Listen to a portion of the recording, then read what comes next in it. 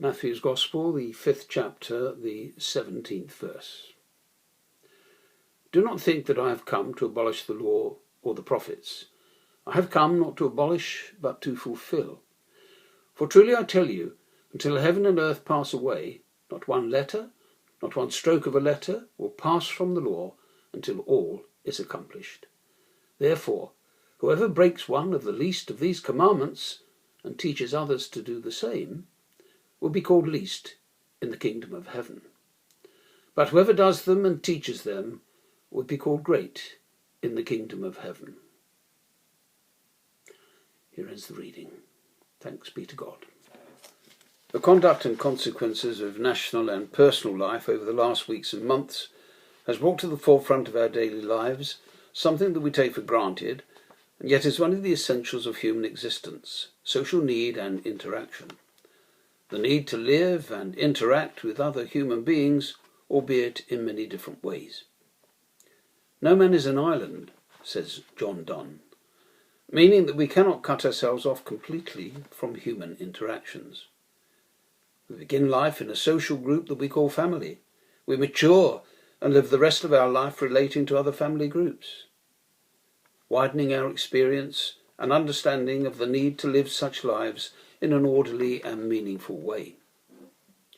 To live our lives in relative peace and harmony requires conformity to certain actions and attitudes that we acknowledge as the law under which we all live. In our Bible readings, we find time and again instances and events that seem to support the Pharisees' assertion that Jesus was a lawbreaker. Again and again, Jesus broke what the Jews called the law. He did not observe the hand washings that the law laid down. He healed the sick on the Sabbath, though the law forbade it.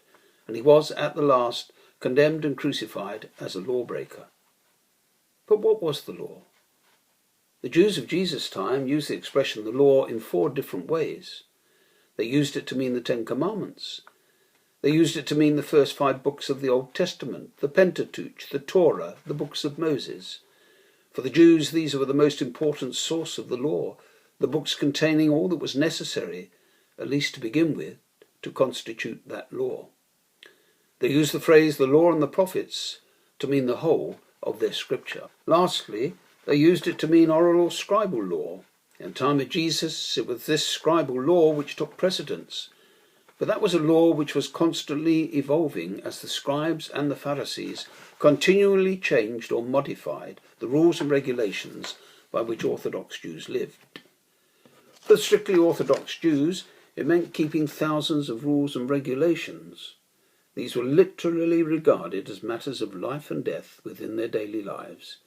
These were the rules and regulations, the law that Jesus constantly broke. Yet in those words of his, do not think that I have come to abolish the law or the prophets. I have come not to abolish them, but to fulfill them. He seems to speak of the law with a reverence that one would perhaps expect of a scribe or Pharisee, but not of a lawbreaker. So what did he mean when he said he came not to abolish the law, but to fulfill it?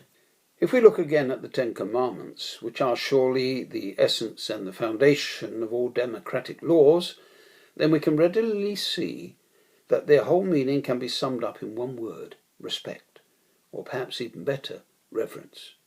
Reverence for God and his name, reverence for his day, reverence for parents, life, property. These are the fundamental principles behind the 10 Commandments: a reverence for God and respect for those amongst whom we live. Without them, there can be no such thing as the law. And it was that reverence and respect for the law which Jesus came to fulfill, a reverence and respect that did not consist in obeying a multitude of petty rules and regulations, consisting not in sacrifice and conformity, but in mercy, not in legalism or outward signs of piety, but in love, not in prohibition that people should not do things, but in the need to live lives based on the positive commandment to love. So Jesus came not to abolish the law, that law of reverence and respect, but showing time and again the falsehood of man-made or what was known as scribal law. Jesus' words of fulfilling the law, rather than abolishing the law, are but another example of his teachings which at the time people heard with their ears, but not with their minds or hearts, and certainly not with full understanding.